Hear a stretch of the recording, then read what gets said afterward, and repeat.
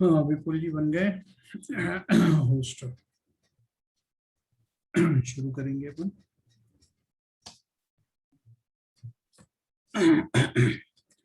ओम नमः सिद्धेभ्याय जय श्री ओम नमः सिद्धेभ्याय जय श्री ओम नमः सिद्धेभ्याय। मंगलम भगवान वीरो मंगलम गौतमो गणी मंगलम कुंद कुंदाद्यो जैन धर्मोस्तु मंगलम। सर्व मंगल मांगल्यम सर्व कल्याण कारकम प्रधानम सर्वधर्माणाम जैनम जयतु शासनम जैनम जयतु शासनम जैनम जयतु शासनम।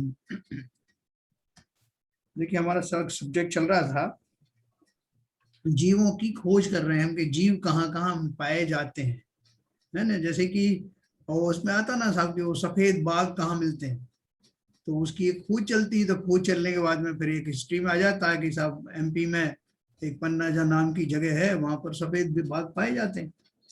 तो अभी हमें तो सारे जीवों की खोज चाहिए कि भाई हम जैसे जीव, चैतन्यधारी जीव कहाँ कहाँ पाए जाते हैं, चैतन्य द्रव्य कहाँ कहाँ मिलता है, जीव द्रव्य कहाँ कहाँ मिलता है। तो आचार्यों ने क्या किया, इस बात के लिए समझाने के लिए उन्होंने ये सब जो है मार्गणाएं वगैरह अपने को बताई। गुणस्थान, मार्गणाएं, प्ररूपणाएं, 20 प्ररूपणाएं अपन पढ़ रहे हैं। 20 प्ररूपणाओं में कब जो चल रहा है जो अपना सिलसिला, उसमें हमने क्या क्या अभी तक पढ़ा है और फिर अपन शुरू से शुरू करेंगे। 20 प्ररूपणाओं में क्या था, गुणस्थान अपन ने पढ़ लिए। गुणस्थानों में मतलब अलग अलग गुणस्थान में अलग अलग जीव रहते हैं ना। जीव तो सब एक है, लेकिन कोई किसी गुणस्थान में, कोई किसी गुणस्थान में। तो उस अपेक्षा से हमने पढ़ा कि गुणस्थानों में की अपेक्षा से जीवों के जगह बताई जा सकती है कि जीव वहां वहां मिलेंगे। फिर हमने दूसरा है जीव समास के बारे में पढ़ा, पर्याप्ति के बारे में पढ़ा। पर्याप्तियों की अपेक्षा से जीवों के कितने कितने भेद हो सकते हैं, वहां उन रूप में जीव मिलेंगे। प्राणों की अपेक्षा से पढ़ा कि कितने कितने प्राणधारी हैं, 4 प्राणधारी है, 10 प्राणधारी है। ये सब हम जो किस लिए समझ रहे हैं कि जीवों की किस किस फॉर्म में जीव मिलते हैं, कहाँ कहाँ जीव पाए जाते हैं, किस किस तरीके से उनका वर्गीकरण किया जा सकता है, वो हमने किया। 20 प्रकार से उसका वर्गीकरण करना है, जिसमें से हमने गुणस्थान पढ़ लिए, जीव समास पढ़ा, पर्याप्ति पढ़ी, प्राण पढ़ा। अब हम पढ़ेंगे संज्ञा और उपयोग। ये 5 जो विशेष मार्गणाएं जो मैं आपको बताई, गुणस्थान के अलावा 5 विशेष मार्गणाएं कौन कौन सी बताई, जीव समास, पर्याप्ति, प्राण, संज्ञा और उपयोग। तो आज हम जो है संज्ञा के बारे में पढ़ेंगे। गुणस्थान हम पढ़ चुके हैं, जीव समास पढ़ चुके हैं। जीव समास में वो 7 जीव दिए हुए थे ना, एक इंद्री के 2 भेद, फिर 2 इंद्री, 3 इंद्री, 5 इंद्री, फिर 7 पर्याप्त इंटू अपर्याप्त करके 14 अपन ने उनका जो भेद किए थे, वो जीव समास के अंतर्गत एक टेबल आई थी। उसके बाद हमने पर्याप्तियां पढ़ी कि जिन जीवों की पर्याप्तियां पूर्ण हो जाती हैं, किन की अधूरी रहती हैं, वो कौन कौन से जीव होते हैं, वो समूर्छन जीव कैसे होती हैं, हमने पढ़ा। उसके बाद प्राण पढ़े हमने कि पंचेंद्री संगी पंचेंद्री जीव 10 प्राणों से जीता है। एक इंद्री जीव के 4 प्राण होते हैं, विग्रह गति में ऐसा ऐसा होता है। ये सब हमने प्राण तक पढ़ लिया। अब हम संज्ञा पढ़ने वाले हैं। संज्ञा पढ़ने से पहले हम जो चेतना के बारे में पढ़ रहे थे कि हमारी जो चेतना है उसका उपयोग कहाँ कहाँ होता है, हम कहाँ कहाँ उस चेतना नाम के जो अमूल्य शक्ति है उसका उपयोग, उसकी दुरुपयोग कहाँ कहाँ कर रहे हैं। तो देखो, अपना चैतन्य उपयोग हम कहाँ कहाँ लगा रहे हैं, वह बिना वजह बर्बाद तो नहीं हो रहा। इसकी सावधानी की बात छोड़ो, उस संबंधी विचार भी कभी हमारे मन को छूता नहीं। शास्त्र में 3 प्रकार की चेतना का कथन आता है। पहला कर्मफल, कर्मफल चेतना, दूसरा कर्म चेतना, तीसरा ज्ञान चेतना, है ना। जरा अपन रिवाइज करेंगे इसको कि कर्म चेतना, कर्मफल चेतना कौन सी होती है, तो उसमें लिखा है एक इंद्री आदि पर्यायों में यह जीव दुखी है ना। एक इंद्री आदि जीव है, एक इंद्री से लेकर 4 इंद्री तक, बल्कि असेंद्री असैनी पंचेंद्री तक के जीवों का ये हाल है ना। क्या हाल है, एक इंद्रिय आदि पर्यायों में यह जीव दुखी है, उस दुख को दूर करने का कुछ उपाय भी वह नहीं करता, कर भी नहीं सकता और करता भी नहीं। कर्म के फल में स्वयं को सुखी दुखी अनुभव करता है। उन जीवों की चेतना मात्र सुख दुख का वेदन करने में ही अटकी होने से उसे कर्म फल चेतना कहते हैं। मतलब उसकी चेतना कितनी है, मात्र कर्म के फल को सहने के अलावा और वो चेतना किसी और काम में नहीं आती। कर्मों के द्वारा प्रदत्त जो फल उसको मिले हैं उनकी परिप्रेक्ष्य में उसको जो भी सर्दी गर्मी, काटना मारना, इधर से उधर करना, जो भी कुछ दुर्दशाएं उसकी होती हैं वो चुपचाप उसको सहन करता रहता है। उसके पास और कोई चारा नहीं है। उसमें इतना भी समझ नहीं होती कि मेरे साथ क्या हो रहा है, कौन कर रहा है, या मैं इससे कैसे डरूं, कहां भाग जाऊं। ऐसा भी उसके अंदर में चेतना का प्रमाण नहीं होता। तो इन जातियों में हमने बहुत समय बिताया, जिसमें निगोदिया आदि सभी केंद्रीय जीव, स्थावर भी मैं बना दो, वायु काय का जीव, जल काय का जीव, अग्नि काय के, ये सब वही जीव हैं जो मूव भी नहीं कर सकते कि डर के कहीं से भाग जाए, वहीं पड़े रहते हैं जहां है वहीं। हमने जल में उनको लुढ़का दिया, जोर से मग्गा डाला, कुछ भी किया, वो मर जाते हैं, उनकी कितनी जान है। ये सब मैंने अनंत बार किया, अनादिकाल से करता आ रहा हूं उन जीवों की हिंसा, और मेरी हिंसा भी इसी तरह अनंत बार हुई। ये कर्म फल चेतना ज्यादातर जीवों का नसीब में यही है, जब तक सम्यक दृष्टि नहीं होता। दूसरी जाति के वो जीव हैं जिनकी चेतना का एक मिनट हाँ, जैन साहब, बोलिए। ये कितने इंद्रिय तक ये कर्मफल चेतना रहती है? सैनी असैनी पंचेंद्रीय जीव, असैनी पंचेंद्रीय जीव तक तो ये मुख्य रूप से होता है। अब जैसे चींटी जा रही है, ये अगर उसको कुछ भी एहसास होता है तो वो रास्ता बदल देती है। हाँ, तो वो तो रास्ता जो वो बदलना है वो उसका विचार नहीं होता, उसका अच्छा, थिंकिंग से नहीं होता। वो क्या होता है कि वहां पे जो जो चेतना है वो कैसी होती है कि जैसे गर्मी लगी, सर्दी लगी, तो उसके फलस्वरूप चूंकि दो इंद्रिय से अवयव जो है वो मूव कर सकते हैं, तो इसलिए वो मूव हो जाते हैं। लेकिन वहां उनको ऐसा विचार नहीं आता कि वो जो है उसमें उसका कोई उपाय करें। उनके ऑटोमेटिकली शरीर में यहाँ गर्मी लगी तो वो उधर शिफ्ट हो जाते हैं। अंकल नहीं तो भय वो संज्ञा तो उस समय वो कौन मौजूद सी रहती चेतना है काम ना, करती है? एक भय मिनट बहन जी। संज्ञा तो वहाँ होती ही है ना अंकल। हाँ 4 संज्ञाओं में भय संज्ञा तो हर प्राणी में है, हाँ, है ना। तो देखिए इसमें उसकी वजह से वो मूव करेगा। हाँ, मुख्य रूप से एक इंद्रिय जीव जो है वो इस तरह के दौर से गुजरते हैं। बाकी की जो और इंद्रियां जो बढ़ती हैं तो उनमें दूसरी चेतनाएं भी आती जो अपन आगे पढ़ने वाले। मुख्य रूप से जो एक इंद्रिय जीव जो हैं वो कहीं मूव नहीं कर सकते और उनके अंदर में कोई ऐसा विचार नहीं चलता। चींटी नहीं वो बात सही है, एक इंद्रिय जीव की समझ में आती है बात, हाँ मगर मगर जो एक इंद्रिय से ऊपर जीव हैं, हाँ उनको जहां भी ऐसा एहसास होता है किसी हाँ तरह से, हाँ, वो वहां से शिफ्ट करने की, अपने को अपना बचाव करने की कोशिश करते हैं। नहीं नहीं तो वो ये जो बचाव करने की जो हाँ उसमें शक्ति है, हाँ, वहां कौन सी चेतना काम करती है? नहीं वो जो चेतना है उसमें जो उनका उनका दिमाग तो होता नहीं है, मस्तिष्क आदि हाँ, नहीं होते है ना। बिल्कुल नहीं होता दिमाग। वो हाँ शरीर में ही जो है इस तरह का होता है उनका कि वो मूव हो जाते हैं। उनके जो शरीर आदि जो इंद्री से जो कुछ ग्रहण होता है, जैसे 3 इंद्री जीव है चींटी, हाँ तो चींटी की जो कौन कौन सी स्पर्शन इंद्री तो होगी होगी, है ना, या, रसना इंद्री होती है और हम्म, ये घ्राण इंद्री होती है। हाँ ठीक है ना। तो उसके उन इंद्रियों का जो उपयोग वो करते हैं, उन उपयोग के फलस्वरूप उनमें ऐसा मूवमेंट होता है, लेकिन उनका ऐसा विचार करने की शक्ति उनमें नहीं होती कि ये हो रहा है इसलिए मुझे हट जाना चाहिए। वो सहज में ही उनको होता है, विचार पूर्वक नहीं होता। कहने का अर्थ ये है वो अबुद्धि पूर्वक ही उनका जो है उस तरह से शिफ्टिंग होता है, जो अपन अभी पढ़ने वाले हैं। क्योंकि आगे के जो जीव हैं, जो पंचेंद्रीय जीव हैं, उनको भी ये कर्म फल चेतना रहती है।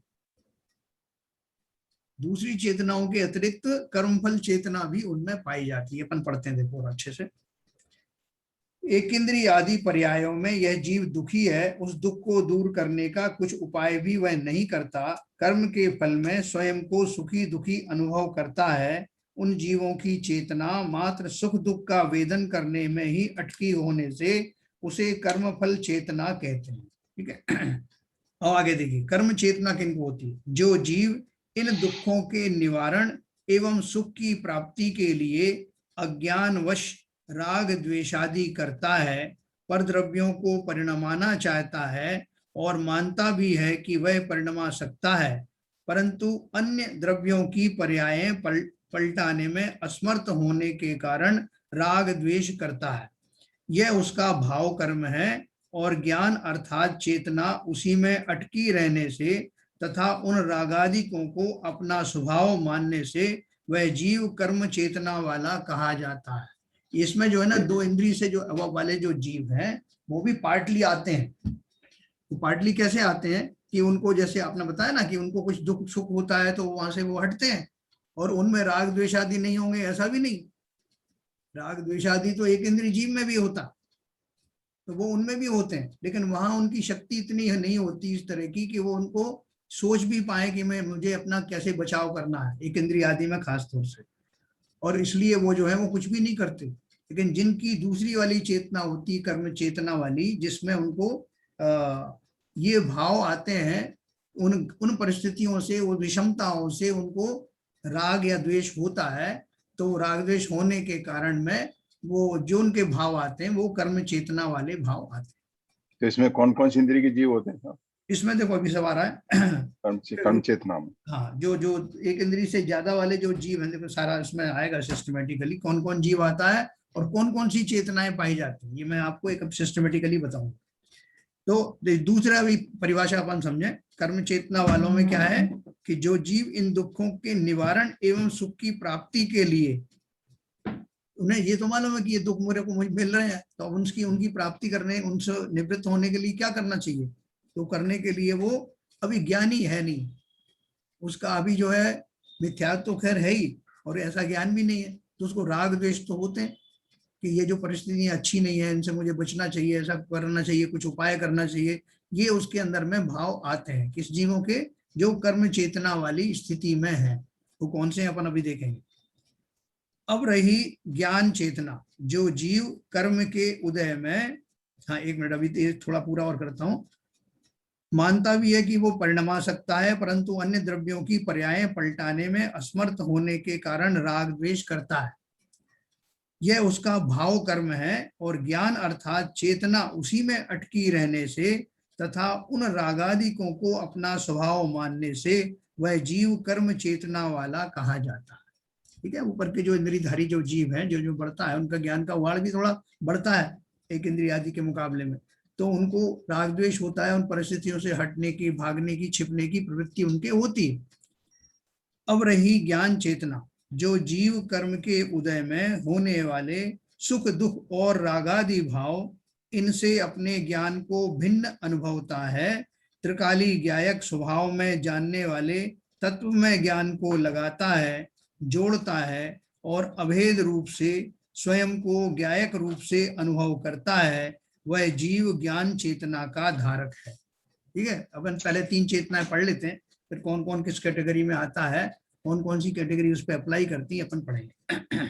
तो ज्ञान चेतना में क्या हुआ कि जो जीव कर्म के उदय में होने वाले सुख दुख, अभी जैसे अभी हम पार्टली हम लोग भी समझने लग गए, सम्यक दृष्टि भले ही नहीं हुए हो, कि जो कर्म के उदय में जो सुख दुख आता है और रागादि भाव आते हैं, मैं इनसे भिन्न हूं, ये हम जानने लगे हैं, अभी हमारे अनुभव में नहीं आया, हमारी मान्यता में नहीं आया।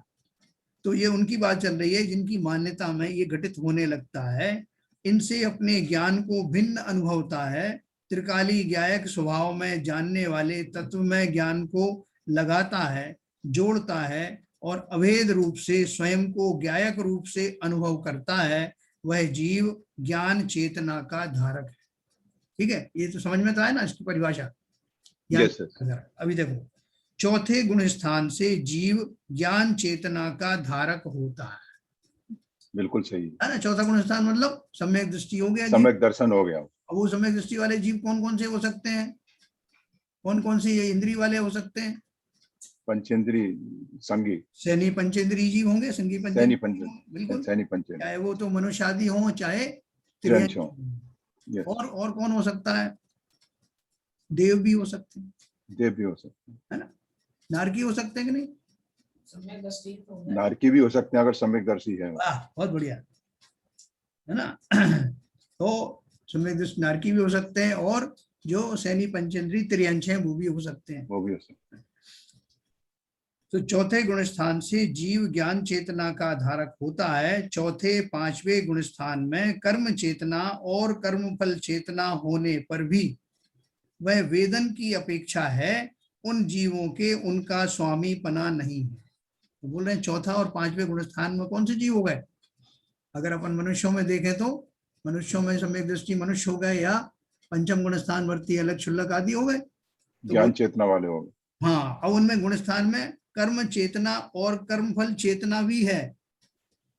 फिर भी तब ज्ञान चेतना की वजह से वह उसका वेदन उस तरह से नहीं करते जैसे बाकी जीव करते हैं। है ना? वेदन करने का अर्थ क्या है? उनको सेंसेशन नहीं होता क्या? नहीं, सहन करते हैं वो। सहन करते हैं, है ना? सहन करते हैं, भेद विज्ञान पूर्वक करते हैं, समता पूर्वक करते हैं। यस। ना सेंसेशन सारा होता है। अब कई बार हम जैसे कर्म के आगे हम मजबूर हैं। अब कोरोना पीरियड चल रहा है, फलाना चल रहा है, तो जो कुछ भी घटनाएं हमारे आसपास हो रही हैं उन पे जो हमारे ऊपर जो प्रभाव हो रहा है, रोग आदि हो रहे हैं, हम भी भोग रहे हैं उनको। तो ये कर्म फल चेतना हमारे साथ भी लगी, भले ही हम पंचेंद्रीय जीव हैं। और कर्म चेतना भी है कि हमें राग द्वेष भी आते हैं किंचित, परिस्थितियों को हटा दिया जाए, इससे इसको हटा दिया जाए, उसको हटा दिया जाए, तो मैं इससे निपट जाऊंगा, या ऐसे उपाय किए जाए कि फिर से ये ना हो।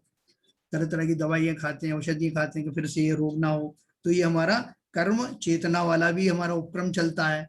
अभी हम सम्यक दृष्टि हो गए हैं, तीनों का कॉम्बिनेशन रहता है। तीनों का कॉम्बिनेशन चलेगा। अभी हमारा दो का कॉम्बिनेशन चल रहा है, तीसरे का हमारा नहीं है, क्योंकि ज्ञान चेतना में जिस तरह से समता आनी चाहिए वो हमारी नहीं आई, अभी नहीं आई। तो इसलिए, लेकिन आ सकती है। तो अभी देखो, उन जीवों के उनका स्वामी पना नहीं है, मतलब ज्ञान चेतना वालों को होने वाली जो वेदनाएं हैं, जो और कोई समस्याएं हैं, वो मेरी नहीं है, ऐसा उनको पक्का विश्वास होता है। कर्म के उदय में आया, ठीक है। मुनि को ज्ञानानंद परिणति निरंतर विद्यमान होने के कारण ज्ञान चेतना के धारक कहा है। यह अध्यात्म की अपेक्षा से है ना? परंतु आगम अपेक्षा से जब तक रागादि विद्यमान है तब तक उसके प्रमाण में कर्म चेतना है, और जिस प्रमाण में रागादि है उस प्रमाण में दुख की अनुभूति होने से कर्म फल चेतना भी है। देखो ये बात कैसे इन्होंने इसके दो भेद किए, एक अध्यात्म की अपेक्षा से और एक आगम की अपेक्षा से, है ना? अध्यात्म और आगम में क्या अंतर है? आगम तो मैंने आपको बताया था कि ये सिद्धांत जो है, जो भी सिद्धांत हैं जिसमें कर्म सिद्धांत आदि भी शामिल हैं, उन सिद्धांतों, हाँ वो निश्चयवादी, निश्चयवादी नहीं, कि जो घटनाएं जो घटनाएं जैसी घटित होना है सिद्धांत की अपेक्षा से, रात के बाद दिन होगा, दिन के बाद ये होगा, इतनी ऋतुएं होंगी, इतना ये होगा, है ना, इतने नरक होंगे, उनमें ये पाया जाता है, ये सारा सिद्धांत है। नरकी जीवों का ऐसा चित्रण होगा, उनको इस तरह के नरकों में जगह मिलेगी। तो ये सारा जो संपूर्ण जो चीजें हैं ये सिद्धांत की अपेक्षा से है। और अध्यात्म की अपेक्षा से क्या है, जो उसमें मुख्यतः जो है द्रव्यान योग का जो विषय होता है, तो उनमें क्या लिखा, मुनि को ज्ञानानंद परिणति निरंतर विद्यमान होने के कारण ज्ञान चेतना के धारक कहा है। तो वो कहा किस अपेक्षा से, उनकी वो आत्मा में अपने मग्न रहते हैं, आत्मा के स्वरूप में मग्न रहते हैं, इस बात को टारगेट करके, इसको मुख्य करके, जो गौण है, जो बात की जो चीजें हैं उनको गौण कर दिया, और मुख्य रूप से ये कहा क्योंकि वो अपनी आत्मा के स्वरूप को जानने लग गए हैं, इसलिए वो ज्ञान चेतना के धारक हैं और उन्हें आनंद अपना आने लगा। ये बताए अध्यात्म की अपेक्षा से कि आत्मा में उनकी कितना वो है। लेकिन सिद्धांत तो कहीं जो बाधित होते नहीं, सिद्धांत सब पर लागू होते हैं। तो उन्होंने क्या लिखा, क्योंकि अभी छठवें सातवें गुणस्थान में जो जीव है, खासतौर से छठवें गुणस्थान में मुनि है, तो उनको राग आदि तो होते ही है। तो जितना जितना राग होगा उतना उतना दुख भी प्रोपोर्शनेटली होगा, ठीक है। तो उन्होंने लिखा, आगम अपेक्षा से जब तक रागादि विद्यमान है तब तक उसके प्रमाण में कर्म चेतना है, और जिस प्रमाण में रागादि है उस प्रमाण में दुख की अनुभूति होने से कर्म फल चेतना भी है। किसकी बात कर रहे हैं? तो अभी ज्ञान चेतना है, उसके ये दोनों चेतनाएं भी प्रोपोर्शनेटली कम होती हैं भले ही, लेकिन बनी तो हुई है ना। शरीर में अगर कोई व्याधि आ गई, मुनिराज हैं, तो वो उनको भी भोगना तो पड़ रहा है ना। और वहां तो उनको ऐसा भाव भी नहीं आता कि मैं इनसे भाग जाऊं, इनसे हट जाऊं। तो उस अपेक्षा से वो जो उनसे प्रभावित नहीं होते, लेकिन सेंसेशन बराबर है, और अगर वो उनमें थोड़ा बहुत भी राग आदि रहेगा उनके प्रति, तो जितना राग रहेगा उतना दुख रहेगा। जब तक निर्विकल्प दशा नहीं होती है तब तक वो प्रोपोर्शनेटली भले ही थोड़ा हो, भले ही मंद कषाय हो, लेकिन जितना कषाय है उतना उतना तो वेदन होता है। हे जीव, अनादि काल से तू अनंत भवों में भटकता फिर रहा है, और वर्तमान का यह एक भव तू इस कार्य में लगा दे, स्वयं को पहचान, देख तेरा भव भ्रमण मिट जाएगा। तो जो देखो मुख्य रूप से अपन ने जो अपन समझा, एक इंद्रिय जीवों की मुख्यता से कर्मफल चेतना पाई जाती है। उसके ऊपर जैसे जैसे इंद्रियां बढ़ती जाती हैं, ज्ञान का थोड़ा उगाड़ बढ़ता है, तो जीव को इस तरह के जो है भाव आने लगते हैं कि उनसे जो बचने की जो क्रिया करता है, इधर उधर भागता है जीव, तो वो सब जो है ऊपर से दो इंद्रिय अवयव जो है वो किंचित होने लगता है। और पंचेंद्रिय जीव जब होता है तो उसकी और ज्यादा जो उनकी सेंसेशन और ज्यादा जागृत होती हैं, तब उनको भरपूर दोनों चेतनाएं तो होती हैं। अभी मिथ्या दृष्टि अगर है तो कर्म फल चेतना भी है और राग द्वेष की भी वो मुख्यता रहती ही है, जिसके कारण वो उनसे बचने के लिए तरह तरह के खोटे उपाय करता रहता है। तो इसलिए कर्म फल चेतना और कर्म चेतना मिथ्या दृष्टि जीवों को तो होती ही है। इवन ज्ञान चेतना वाले जीवों को, जो सम्यक दृष्टि जीव हैं, उनके भी जब तक राग आदि के प्रसंग पाए जाते हैं तब तक उतनी मात्रा में उनको वो जो कर्म, ये दोनों चेतना भी पाई जाती हैं ज्ञान चेतना के साथ में। जैसे अपन रामचंद्र जी की एग्जाम्पल देते ना, चतुर्थ गुण स्थान वर्ती थे, और उनको तो ज्ञानी थे, वेद विज्ञान पूर्वक सब जानते थे, शायद सम्यक दृष्टि थे, लेकिन जब सीता जी का हरण हुआ या रावण से युद्ध आदि के प्रसंग आए या लक्ष्मण जी से वियोग के प्रसंग आए, तब वो उसमें शोकाकुल हुए। तो जितना जितना राग है, कुल मिलाकर सिद्धांत ये है कि अगर हमें दुखों से बचना है तो राग द्वेष प्रकट ना हो, इसका उपाय करना। अब इसका उपाय कैसे करें कि राग आदि प्रकट ही ना हो ही नहीं?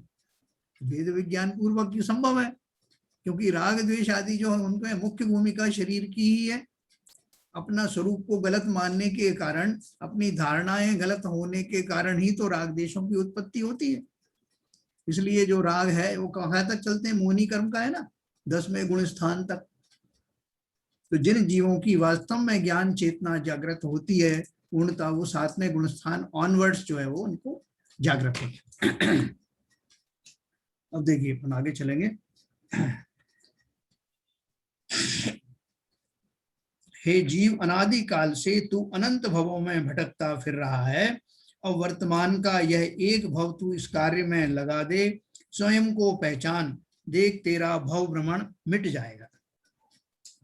इस संसार में पाई जाने वाली विविध अवस्थाएं, पुण्य पाप का खेल, रागादिकों की तीव्रता, परस्पर ईर्ष्या द्वेष, धन संपत्ति के पीछे पागल की भांति दौड़कर, ये सब देख देख कर क्या तुझे इनसे भय नहीं लगता, दुख नहीं भाषित होता?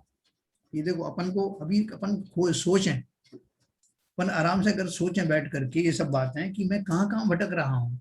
कभी मुझे कोई मेरा अपमान कर देता है, कभी कोई मुझे बहुत सम्मान कर देता है, कभी मुझे सब अपनी जो है भोग सामग्रियां मिल जाती हैं, कभी एक एक चीज के लिए जो है लाले पड़ जाते हैं। तो ये सब क्यों होता है? मेरे संपर्क में जीव आते हैं, कोई तो अच्छी बात कह जाता है, कोई बुरी कह जाता है, कभी मैं रोगी हो जाता हूँ। ये सब क्यों हो रहा है घटित? कब से हो रहा है?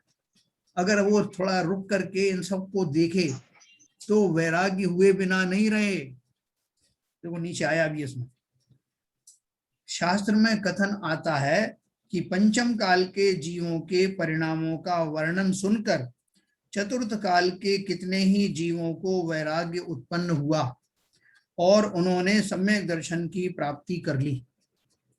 परंतु इन्हीं परिणामों में दिन रात मग्न रहकर हम आनंद मान रहे हैं, भविष्य की ओर आशा भरी निगाहें लगाकर बैठे। देखो यहाँ जब डिक्लेयर हुआ, जब जिनेंद्र जी की जिनवाणी में ध्वनि में ये बात आई कि पंचम काल कैसा होगा, पंचम काल में जीव कैसे होंगे, उन्होंने बताया कि जीव के बहुत अज्ञानी हो जाएंगे, उनका जो है अपने जो फिजिकल चीजें हैं उनमें बहुत आसक्ति हो जाएगी और उनमें ही वो लगे रहेंगे, राग द्वेष आदि बहुत होंगे, ईर्ष्याएं होंगी, एक राजलिप्साएं होंगी, एक दूसरे को मरने मारने पे लोग लगे रहेंगे। तो ये सब विवरण सुन करके चतुर्थ काल के बहुत सारे ऐसे जीव, सबका तो नहीं कहते, बहुत सारे जीवों को लगा ओ पंचम काल में ऐसा ऐसा होगा, हम तो अभी वैराग्य को प्राप्त हों जिससे कभी पंचम काल में जन्म ही ना लेना पड़े। ऐसा भाव धारण करके कितने ही जीवों ने, चतुर्थ काल के जीवों ने जो दीक्षा ले ली। अभी देखो हमारे सामने कितने संकट आ रहे हैं। अपने को मालूम है कि ये पंचम काल की समाप्ति के बाद में अंतिम समयों में घोर कलयुग जिसे कहते हैं वो प्रकट होगा और धर्म का ह्रास होगा, एक दूसरे के लोग खून के प्यासे हो जाएंगे, मरने मारने पे लगे रहेंगे, छोटी छोटी बात में लोग एक दूसरे की हत्याएं कर देंगे। ये हमको अभी लक्षण दिखाई भी देने लगे हैं, लेकिन आगे और भी ज्यादा बुरा समय आने वाला है, ऐसा सोच करके हमें वैराग्य नहीं होता। हम तो ये सोचते हैं कि चलो आज जो है अभी कोरोना निकला है, अब जो है थोड़ा अच्छा समय आएगा, मार्केट सब खुल जाएंगे और मैं फिर से अपना सुखी जीवन बिताने लगूंगा। इस सुख की तरफ हम भाग रहे हैं। इतने दिन तक जब कोरोना नहीं था तब तक कौन सा सुख होगा? क्या वास्तव में वो सुख था? और उसी सुख में हम वापस जाना चाहते हैं। इस काल से हमने कोई प्रेरणा नहीं ली, कोई सबक नहीं सीखा। इतने दिन का मुझे विराम मिला है, समझ लिए, जहां मैं रुक करके अपने आप को देखूं, अपनी चर्याओं को देखूं, अपनी चेतना कहाँ नष्ट हो रही है, कहाँ व्यर्थ जा रही है, उसकी ओर देखूं। ये करने का समय है। ये आत्मानुलोकन और अपना स्व का अवलोकन का समय है। तो देखो ये बोल रहे हैं कि जिन जीवों को इससे भी कुछ जो समझ नहीं आई है उनका क्या होगा भगवान जाने। हे जीव, अनंत भवों के उल्टे संस्कार तुझे इस एक भव में मिटाने हैं। देखो मैं आपको बार बार कह रहा हूं कि हमारी उत्तम पर्याय है इस पंचम काल में होते हुए भी, और जिसमें अनंत भव से जो मैंने अनादि काल के जो कुछ किया है, वो कर्मों के जो पहाड़ इकट्ठे किए हैं, और इस पर्याय के छूटते ही मैं उन सब से जो जो मुझे मिलना है उनकी प्राप्ति के लिए अवश्य ही मरण होकर के मेरा वहां जाना होगा। उन दशाओं से साक्षात्कार होगा, ये निश्चित है। लेकिन समय है मेरे पास। क्या समय है? जो अनादिकाल से बंधे हुए कर्मों के पहाड़ हैं, मैं चाहूं तो इसी पर्याय में उनका काफी कुछ जो है उनका बदलाव कर सकता हूं। अभी पूर्ण नष्ट तो नहीं कर सकता, पंचम काल में मोक्ष तो है नहीं, लेकिन जितना कर सकता हूं वो भी कम नहीं। मैं अपनी पर्याय को, आगामी पर्यायों को डायरेक्शन दे सकता हूं। आगामी पर्याय खोटी पर्याय ना बने, इसके लिए सम्यक दर्शन धारण कर सकता हूं। जिस जाति का दुख मैं अभी तक भोग रहा था, उस जाति का दुख अब नहीं भोगूंगा सम्यक दर्शन होने के पश्चात।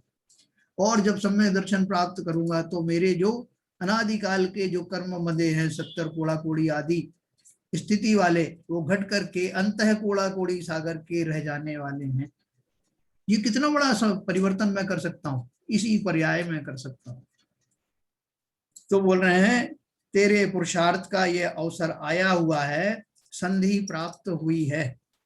स्वयं के चैतन्य स्वरूप का स्वीकार करके अंतर्मुख होकर उसमें एकाग्रता करने पर हमें अपने अविनाशी पद की प्राप्ति होती है। देखो जगह जगह जो है जीवों के लिए फायदे के लिए आचार्यों ने तरह तरह से वही उपाय बताए हैं, हमारी भाषा में समझाए हैं। हम जैसे भी समझना चाहें, चाहे तो हम चरणान योग के माध्यम से समझें, कर्णान योग माध्यम से समझें। अरे हमें क्यों नहीं वैराग्य हो जाना चाहिए? वो बता रहे थे कि वो जो चंद्रयान में जो पहली बार जो गए थे, जो अंतरिक्ष यात्री जो गए थे, उनमें एक जो क्रिश्चियन तो थी, तो उनमें से उन्होंने ऊपर जाकर के देखा कि इस पूरी गैलेक्सी में जो पृथ्वी है वो छोटा सा एक वो है ग्रह है। तो उन्होंने देखा इतनी बड़ी गैलेक्सी में इतना छोटी सी पृथ्वी, जिसे मैं बहुत बड़ी मान रहा हूं, उस पृथ्वी में एक छोटा सा देश है अमेरिका। उस अमेरिका के छोटे से एक शहर में, उसके अंदर एक छोटे से गांव में, उस गांव के एक छोटी सी गली के एक छोटे से घर में मैं पैदा हुआ, और वही मेरा घर है, मैं उसमें ही बड़ा खुश हूं। लेकिन उसकी कितनी लघुता है, इतने बड़े विशाल गैलेक्सी में वो एक बिंदु से भी छोटा है। ऐसा उनके दिमाग में आया, वो जैन नहीं थे। और देख करके उसको वैराग्य हुआ, और क्योंकि उस समय उनका जो कुछ उनके पास धर्म उपलब्ध था वो क्रिश्चियन धर्म था, तो वो पादरी हो गए। जमीन पर आने के बाद उनको ऐसा वैराग्य हुआ कि मैं कहाँ, किस चीज में मैं अपने आप को घमंड में महसूस कर रहा था, मैं क्या हूं, एक बिंदु भी नहीं हूं, ऐसा सोच करके वैराग्य हो। हमको तो वैराग्य की इतनी सारी घटनाएं, इतने प्रसंग हमारे सामने मौजूद हैं, भरपूर हमें जैन दर्शन का सानिध्य मिला हुआ है, लेकिन हम अगर उसकी एक भी बात को अगर अपनाएंगे, वैराग्य हुए बिना नहीं रहेगा। लेकिन हमने उसको माना ही नहीं। जानते तो सब हैं साहब, आपने साहब अब कितनी बार बताओगे, आप 50 बार तो आप बता चुके, और 100 बार जो है किताबों में पढ़ लिया, अब आप यही बताते रहो। आप तो ये बताओ, शॉर्टकट बताओ कुछ। 1.5 साल से बता रहे हो ये बात। 1.5 साल से बता रहे, कोई शॉर्टकट बताते नहीं है। जैसे वायरल जन साहब पूछ रहे थे, हमें तो आप शॉर्टकट बता दो। शॉर्टकट सुनने योग्य हमारे अंदर धैर्य भी नहीं है। ये सब शॉर्टकट ही है। जब शॉर्टकट समझ में नहीं आया तो आचार्यों ने थोड़ा विस्तार कट दिया, और विस्तार कट दिया तो हम कटने लगे, नहीं साहब ये तो बहुत हो गई। हम समझना नहीं चाहते, बस इतना ही समझना है कि मैं जीव द्रव्य हूं, मैं पुद्गल, मैं शरीर आदि नहीं हूं, ना ही उनका कर्ता धरता हूं। इतना ही शॉर्टकट है ना। हो गई, इतने से हमें कहाँ समझ में आती। एनीवे, तो स्वयं के चैतन्य स्वरूप का स्वीकार करके अंतर्मुख होकर उसमें एकाग्रता करने पर हमें अपने अविनाशी पद की प्राप्ति होती।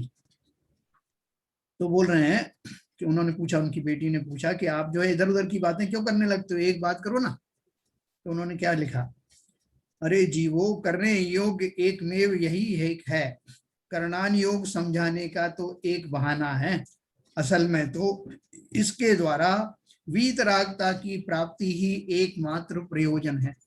जैसे मैंने आपको बताया ना, आचार्य अलग अलग तरीके से समझाते हैं। जैसे कोई बच्चा है छोटा, तो बच्चे को समझाती है माँ, बेटा देख के उधर मत जाना, उधर ये हो जाएगा, उधर हुआ आ जाएगा, उधर उससे डरना, जिस चीज से उसे डर लगता है उसको उसकी भाषा में समझाया जाता है। इस तरह से अलग अलग माध्यम से कि कैसे ही तो हम सुधरें। करणान योग के माध्यम से हमको ये सब बताया जाता है, कर्म चक्र कैसे चलता है, कैसे कैसे जीव कहाँ कहाँ जाता है, नरकों के दुख, स्वर्गों के दुख, ये सब बताते हैं ना। तो लोग ये समझने लगे कि ये सब पंडितों ने डराने के लिए बनाया है, ना कोई नरक होता है, ना कुछ निगोद होता है, ये सब डराने के लिए बैठे। तो ऐसा नहीं, अगर हमको, ये तो वास्तविक चीजें हैं, और हमें इस तरह से उनको समझा करके कहीं तो हमारा ट्रिगरिंग पॉइंट शुरू हो, कहीं तो हम इस संसार से भयभीत हो, कहीं तो संवेग भाव प्रकट हो। इस अपेक्षा से तरह तरह की प्रक्रियाओं से, विधाओं से हमको उन्होंने उपदेशित किया। करणानी योग के द्वारा हमने ये सब समझा, कितना बड़ा संसार है, किन से बना हुआ है, 3 लोक की रचना कैसे हुई है, देवलोक कहाँ है, अधोलोक कहाँ है, मध्यलोक कहाँ है, उसमें हम कहाँ स्थित हैं, और हम क्या कर रहे हैं, है ना। हमें अब देखो, केवल ज्ञानी तो हम हुए नहीं, हमें दर्शन भी नहीं हुआ, लेकिन बहुत कुछ हम भी जान गए हैं कि 3 लोक की कैसी रचना होती है, उस 3 लोक में मैं कहाँ बैठा हुआ हूँ, मेरा नाम क्या है, मैं कौन सा द्रव्य हूँ, मेरे अंदर क्या क्या योग्यताएं हैं, मैं क्या क्या कर सकता हूँ, ये सब मैं जान गया हूँ। लेकिन उस ज्ञान को भी मैंने किसी काम में लिया नहीं। मेरी सारी चैतन्यता ऐसे ही बर्बाद हो रही है, पैसा कमाने में, भोग कमाने में, उन्हीं को बनाए रखने में, किसी तरह से वही काल वापस लौट आए, इसी में लगे हुए। तो बोल रहे हैं, अब तक हमने गुणस्थान, जीव समास, पर्याप्ति और प्राण प्ररूपणाएं देखी। अब संज्ञा प्ररूपणा के बारे में समझकर हम मार्गणा संबंधी अध्ययन करेंगे। देखो, मार्गणाएं किसे कहते हैं, मार्गणाएं का अर्थ है जहां जीव पाए जाते हैं उस मार्ग की खोज करना, अन्वेषण करना। तो वास्तव में तो मुख्य रूप से मार्गणाएं 14 होती, लेकिन ये जो 5 मार्गणाएं मैंने आपको बताई, प्ररूपणाएं बताई, ये भी उसमें ऐड की जाती हैं। कौन कौन सी, गुणस्थान तो एक हो ही गया, जीव समास, पर्याप्ति, प्राण, संज्ञा और उपयोग, ये जो है 5 जो है ये विशेष मार्गणाएं हैं। उसके अलावा जो 14 मार्गणाएं आने वाली है, जिनके बाद में आपको वो 14 मार्गणाएं बताऊंगा। तो 14 वो, 5 ये 19 और 1 गुणस्थान, इस तरह से टोटल 20 प्ररूपणाएं मैं आपको बताने वाला हूं। तो बार बार मैं आपको लिंक करूंगा उसी से जहां से चले हैं, इसलिए कोई याद रखने की जरूरत भी नहीं है, बस समझ लीजिए। तो अब तक हमने गुणस्थान, जीव समास, पर्याप्ति, प्राण प्ररूपणा देखी। अब संज्ञा प्ररूपणा के बारे में समझकर हम मार्गणा संबंधी अध्ययन करेंगे। आहार, भय, मैथुन और परिग्रह, इनके निमित्त से जो वांछा या वासना उत्पन्न होती है उसे संज्ञा कहते हैं, जिसे हम अंग्रेजी में अर्ज कहते हैं ना, अर्ज। जैसा हमें अर्ज हो रही, भूख की अर्ज हो रही है, प्यास की अर्ज हो रही है ना, भय लग रहा है, डर लग रहा है, ऐसे 4 संज्ञाओं में वो वांछाएं कवर की गई हैं। कौन कौन सी है? आहार, भय, मैथुन और परिग्रह। संज्ञा से बाधित पीड़ित जीव विषयों का सेवन करके भी इस लोक या परलोक में उन विषयों की प्राप्ति या अप्राप्ति होने पर महादुखी होते हैं। संज्ञा से बाधित मतलब ये जो 4 संज्ञाएं कही हैं, इन ये सब जीवों के, संसारी जीवों के लगी हुई हैं, जिसके कारण से वो जब जब वो जागृत होती हैं तब तब वो दुखी हो जाता है। संज्ञा से बाधित पीड़ित जीव विषयों का सेवन करके भी इस लोक या परलोक में उन विषयों की प्राप्ति या अप्राप्ति होने पर महादुखी होते हैं। वांछा ही सभी दुखों का मूल कारण है। हमारी जो वांछा है ना, 4 प्रकार की इच्छाएं मोक्ष मार्ग प्रकाशक में दी है विस्तार से। यहाँ तो इन्होंने एक संक्षेप में बताया है कि वो जो जीवों को जो इच्छाएं होती हैं वो ही वास्तव में दुख का मूल कारण है। और हम जीव को 2 तरह की इच्छाएं करता है, वांछाएं करता है। एक तो इस लोक की कि भैया जब तक मनुष्य जाति में हूँ, मनुष्य पर्याय जिसमें जो मुझे मिली है उसमें निरोग काया रहे, सारे मेरे नाते रिश्तेदार जो हैं बिल्कुल अच्छे बने रहें, हर हाल में मेरे पास ही रहें, मैं उनकी सेवा करूं, वो मेरी सेवा करें, ऐसे ही चलता रहे। सारे स्वजन मुझे तारीफ करें, मैं उनकी तारीफ करूं, वो मेरा बचाव करें, मैं उनका बचाव करूं, धन दौलत सारी आती रहे, सारे पंचेंद्री के विषयों को मैं भोगता रहूं और मरूं तो बिल्कुल नहीं है। मर गया तो फिर वो भोग कहाँ से आएंगे? तो इसलिए न केवल भोग अगर नहीं मिले हैं अभी तक, कमी रहेगी तो मिल जाए और मेरा परलोक भी सुधर जाए, वहां भी स्वर्गों में भी वो सब मिलता रहे। ऐसा नहीं कि यहाँ से लेके जाना पड़ेगा, साहब 1 किलो चावल ले गए, 2 किलो दाल ले गए, वहां सब भी मिलना चाहिए पर्याप्त। तो आचार्यों ने समझा दिया, चिंता मत करो, स्वर्ग में सब मिलता है, वाह खुश हो गए। चलो इस लोक का और उस लोक का दोनों का इंतजाम हो गया, वहां भी भोजन मिलेंगे। तो वांछाएं वैसी लगी हुई हैं, चाहे इस लोक की है चाहे उस लोक की है। तो इसलिए उन्होंने कहा इस लोक या परलोक में उन विषयों की प्राप्ति या अप्राप्ति होने पर महादुखी होते हैं। और जब मिल जाते हैं वो भोग, तो कैसे? पंचेंद्री के भोग मिले ना, भोजन करने बैठा तो वो जरा मजा नहीं आ रहा है अकेले भोजन करने, जरा टीवी ऑन करो, टीवी में आने लगा, उसमें म्यूजिक भी सुनाई देना चाहिए और न्यूज भी सुनाई देनी चाहिए और वो दिखाई भी देना चाहिए।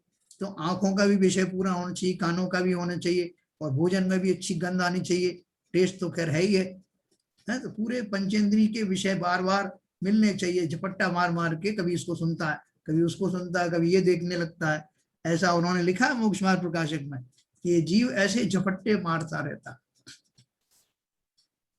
अन्नादिक खाद्य पदार्थ का देखना, स्मरण होना, उसकी चर्चा सुनना, पेट खाली होना, भूख लगना आदि आहार संज्ञा के बाह्य कारण है।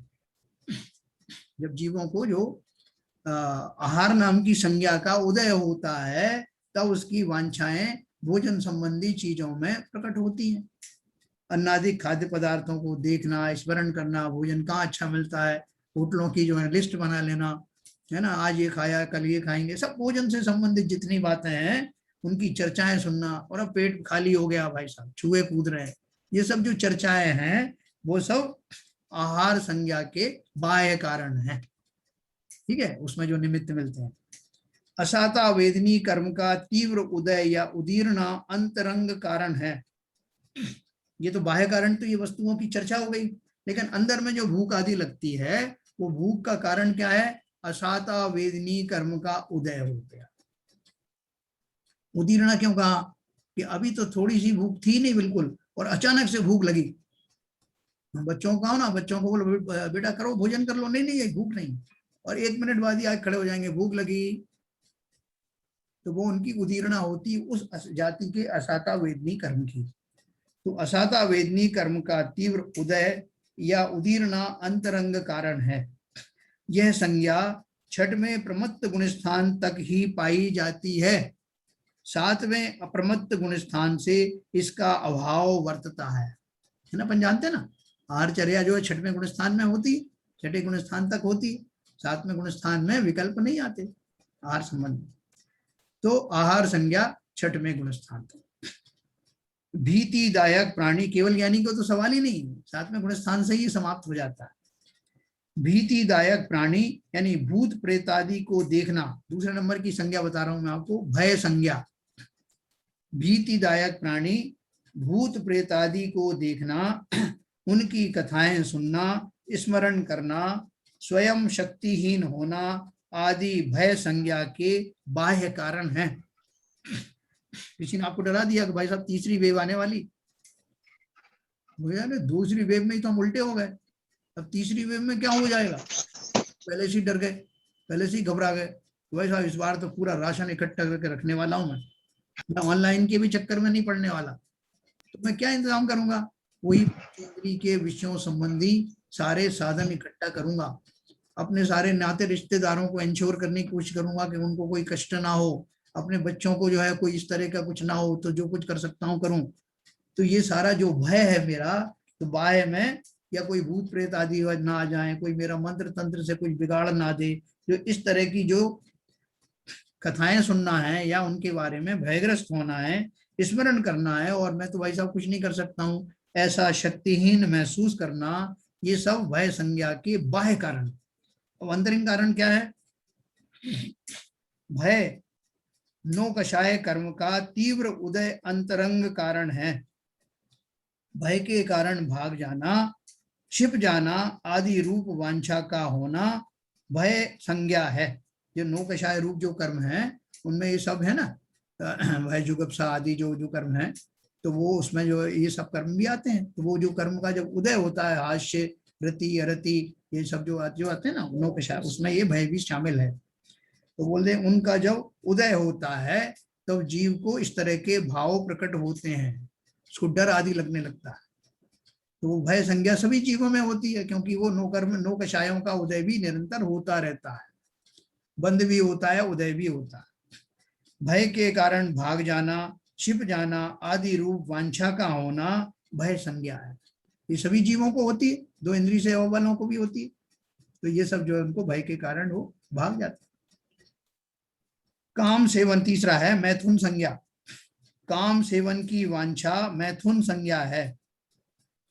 गरिष्ठ भोजन करना, कामोत्तेजक बातें सुनना, कुशील व्यक्ति के साथ में रहना आदि इसके बाह्य कारण हैं। और वेद नो कषाय कर्म की उदीर्णा अंतरंग कारण है। नो कषाय कर्म में हमने 3 वेद भी आते ना, स्त्री वेद, पुरुष वेद, नपुंसक वेद। इन 3 वेदों से उनमें रमने की जो इच्छा होती है वो अंतरंग कारण है। और बाह्य कारण तो ये अपन ने पढ़ ही लिया, गरिष्ठ भोजन करना। देखो शील की 9 बाढ़ों में से गरिष्ठ भोजन और कामोत्तेजक भोजन ये उसमें एक शामिल है। तो उनको उन संबंधी जो विकल्प होते हैं वो जीव को तभी होते हैं जबकि उसके अंदर में उस तरह की नो कषाय का उदय होता है। गरिष्ठ भोजन करना, कामोत्तेजक बातें सुनना, कुशील व्यक्ति के सहवास में रहना आदि इसके बाह्य कारण हैं। और वेद नो कषाय कर्म की उदीर्णा अंतरंग कारण है। स्त्री वेद, पुरुष वेद, नपुंसक वेद, ठीक है, ये इसके अंतरंग कारण। अब चौथा नंबर की जो संज्ञा है वो है परिग्रह संज्ञा। परिग्रह संज्ञा क्या है, धन धान्यादि परिग्रह इकट्ठा करने एवं बढ़ाने की वांछा परिग्रह संज्ञा है। बाह्य परिग्रह का देखना, उसकी चर्चा सुनना, लोभी परिग्रही अन्य व्यक्ति का सहवास आदि इसके बाह्य कारण हैं। और लोभ कषाय की उदीर्णा अंतरंग कारण है। आपने देखा जितने भी सब अंतरंग कारण है वो किसके हैं, वो कर्म या नो कर्म के उदय के कारण वो वांछाएं प्रकट होती हैं। और बाह्य कारण उसके अनुरूप निमित्तों का मिलना। तो इसलिए हम जो बाह्य में जो संयम आदि धारण करते हैं, इन वस्तुओं से, इन संयोगों से जो बचते हैं, तो बचने का हमारा प्रयास इसलिए ही होता है जिससे कि उदय काल होने के बाद भी मैं उनमें उतनी गृद्धता से नहीं दौड़ूं, उन विषयों को भोगने में उतनी तीव्रता, उतने राग देश मेरे अंदर ना आ पाए, इसके लिए बाह्य संयोगों पर भी अंकुश लगाना कार्यकारी होता है। जैसे शील की 9 वाणें बताई ना, तो शील की 9 वाण में हमने जो बोला, गरिष्ठ भोजन नहीं करना, मुनियों को भी नहीं देना, और भूख से कम करना, ये 9 में से 2 मुख्य बाड़े हैं। तो वो हम बाह्य में उसका उपचार करते हैं, तो उससे क्या होता है, उससे हमारे अंदर की जो वासनाएं हैं, जो वांछाएं हैं, वो उतनी तीव्रता से जन्म नहीं ले पाती, और फलतः कालांतर में जाते जाते मैं उनका अभ्यस्त हो जाने के कारण वैसे भाव बनने की भी चांसेस कम हो जाते हैं। अंतरंग में मेरे जो कुछ पड़ा हुआ है, जो कषाय और नुकषाय जब उदय में भी आ जाएं, तब भी उतनी तीव्रता से ना आए, इसका उपाय मैं अवश्य ही कर सकता हूं। ये तो टेम्परेरी काम हुआ। दूसरा है भेद विज्ञान करना।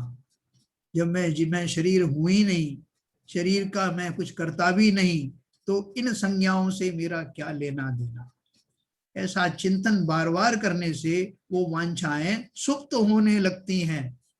ये चारों प्रकार की जो वांछाएं मैंने आपको बताई, ये संज्ञाएं बताई, इनका जीवन में बहुत बड़ा मूल्य है, बहुत इंपॉर्टेंस है। इन्हीं की वजह से जीव भटकता रहता है।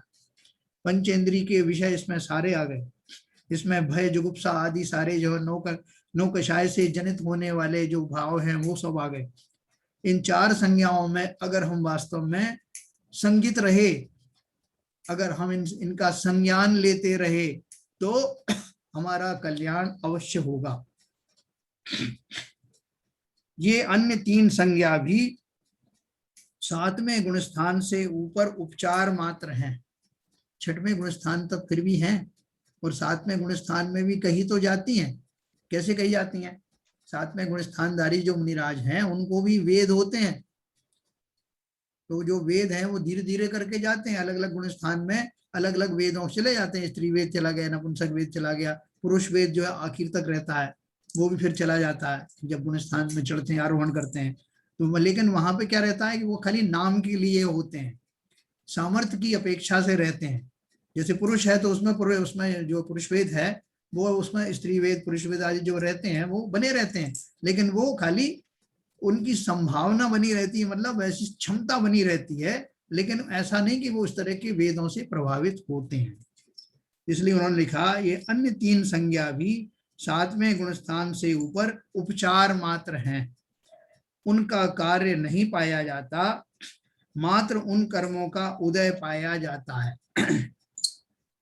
9वें गुणस्थान के प्रथम भाग में भय संज्ञा का अभाव हो जाता है, दूसरे भाग में मैथुन संज्ञा का अभाव हो जाता है, सूक्ष्म लोभ 10वें गुणस्थान में पाया जाता है, इसलिए तब तक परिग्रह संज्ञा विद्यमान रहती है, उसके बाद नहीं। सबसे बड़ा परिग्रह कौन सा है? लोभ है ना, लोभ है ना। क्या सबसे बड़ा पाप कौन सा है? तो बोलते हैं लोभ। लोभ कि लोभ ही सब तरह के परिग्रह का जनक माना गया है। यस, है ना। लोभ के कारण समस्त परिग्रह आते हैं, और परिग्रहों के कारण जीव खोटी गतियों में जाता है। चक्रवर्ती अगर इतने वैभव, इतने परिग्रह का धारी होते हुए अगर समय से ना चेते, दीक्षा ना ले, तो नियम से नरक जाएगा। तो इसलिए हम तो कितना परिग्रह इकट्ठा करते हैं। पंडित साहब अभी हमने बंद कर दिया भाई साहब, जब से आपने समझाया ना, हमने अभी क्या किया, सब बैंक में डाल दिया पैसा। और कुछ खरीदते नहीं। आप बोलते थे इतने एसी ले लिए, उतने ये ले लिया, हम कुछ नहीं लेते, सब बैंक में डाल दिया है, ब्याज आता रहता है बस, मस्त। वो भी तो एक लोभ है। हाँ, हिसाब रखता रहता हूँ कि कहाँ से आया, कितना गया, कि ये सब है। लेकिन अब वो मैं एसी वेसी नहीं लाता। हाँ, 2-4 प्रॉपर्टी खरीद लेता हूँ, पड़ी रहती है। हम ये जीव को इतने बहाने आते हैं कि वो अपनी जो जिस तरह की उनकी जो वांछा है, उनको किसी ना किसी रूप में टिकाए रखना चाहता है। शेयर और मार्केट में लगा देता हूँ। शेयर मार्केट में लगा देता हूँ। बहुत सारी चीजें हो जाओ। परिग्रह थोड़ी लाया, आप बोल रहे थे परिग्रह ना, मैंने अलमारी लाया जब से आपने कहा, ना नए कपड़े खरीदे। तो शेयर बाजार जो आता है, वो उसको वापस, उसको ही तुरंत बेच देता हूँ मैं, थोड़ा सा फायदा लेकर। वो उसी में अटका रहता हूँ। तो परिग्रह के इतने तरह के देखो है, मैं 1 मिनट में समाप्त करूंगा, आज एक मीटिंग भी है। इस तरह हमने संज्ञा प्ररूपणा देखी, अब मार्गणा विषय पर चर्चा करेंगे। जीव द्रव्य अरूपी होने के कारण दिखाई नहीं देता। सिद्ध जीव कर्म और शरीर से रहित शुद्ध अवस्था में लोकाग्र में यानी लोकाकाश के शिखर पर विराजमान है। वे तो हमें दिखाई देते नहीं। आगम में तो जीव का वर्णन बहुत आता है। जीव स्वयं को स्वयं के ज्ञान द्वारा जान सकता है, परंतु अन्य जीवों को देख नहीं सकता। इस परिस्थिति में जीवों को कहाँ ढूंढें, कहाँ ढूंढने पर जीव पाए जाते हैं, इस बात की जानकारी हमें मार्गणा द्वारा प्राप्त होती है ना। अभी जो बहुत लोगों को जिज्ञासा होती है कि जीव और बताओ ये सब कहाँ कहाँ पाए जाते हैं, आपने बता दिया पानी में पाए जाते हैं, हवा में पाए जाते हैं, अग्नि में पाए जाते हैं, तो मोटी मोटी बात आपने बता दी। और भी बताओ कि किस रूप में जीव कहाँ कहाँ पाए जाते हैं, और एक भी जगह मत ऐसी छोड़ना जहाँ जीव नहीं पाए जाते। तो आचार्यों ने वो 14 प्ररूपणाएं जो अपन पढ़ने वाले हैं, 14 मार्गणाएं जो पढ़ने वाले हैं, उनमें जीव कहाँ रहते हैं, कौन कौन सी गतियों में रहते हैं, किन किन से जो है इंद्रियों वाले अपन ने पढ़ लिया, काय मार्गणाओं में पढ़ेंगे, कितने योग वाले होते हैं कौन से भव्य होते हैं अभव्य होते हैं, ये सारी जो मार्गणाएं हैं उनमें वो जीव, पहले हमने सिर्फ इनका इंट्रोडक्शन तो हम पढ़ चुके हैं, लेकिन अब हम सिस्टमेटिकली उनको पढ़ेंगे 14 मार्गणाएं। तो अभी का समय समाप्त हो रहा है, तो ये सब अपन संयोग फिर से पढ़ेंगे, बार बार पढ़ेंगे। कहीं ना कहीं हमको जरूर क्लिक करने वाला है कि इनमें मैं कहाँ हूँ, किन किन अवस्थाओं में से मैं गुजर चुका हूँ, अब कौन कौन सी अवस्थाएं मेरे सामने खड़ी हुई हैं, उनसे कैसे बचूं, ये सब उपाय भी अपन पढ़ेंगे। तो सबको समझ में आया होगा। संज्ञाओं के माध्यम से हम इनका संज्ञान अवश्य लेंगे। इसी भावना के साथ आज की बात समाप्त करते हैं। निर्वाणी स्तुति करेंगे।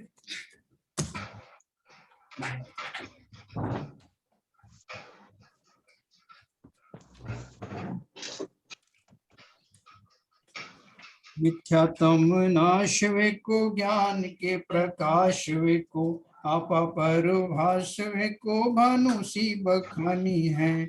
छहो द्रव्य ज्ञान वे को, बंधु विधि भान वे को, परुपिछान वे को, परम प्रमाणी है। अनुभव बताए वे को, जीव के जताए वे को, काहू न सताए वे को, भव्य उरयानी है। जहाँ तहाँ तार वे को, पार के उतार वे को, सुख विस्तार वे को, यही जिनवाणी है। ये जिनवाणी भारती तो जपू दिन रैन, जो तेरी शरणा गहे सो पाओ चैन। या वाणी के ज्ञान ते सूझे लोकालो, सो वाणी मस्तक धरूं सदा दे तू दो। जिनवाणी माता की जय। नमस्कार।